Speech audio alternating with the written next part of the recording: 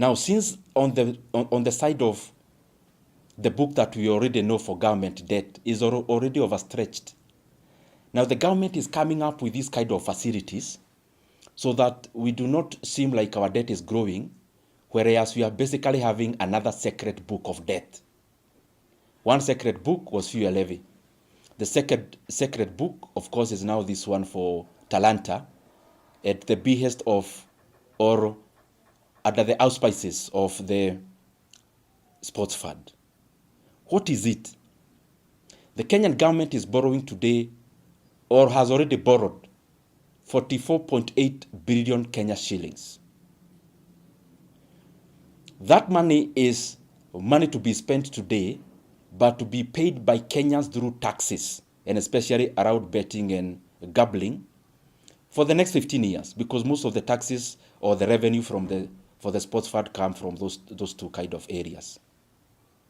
So we are spending revenue for the next 15 years today, so that we get political capital out of it today. But Kenyans will pay that loan for the next 15 years. It will be maturing in 2040.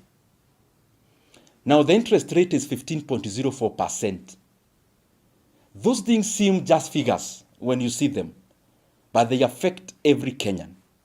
Because at that rate of 15.04%, it means boards that are paid semi-annually after every 6 months, the government will be paying from the sports fund around 3.4 billion Kenya shillings after every 6 months.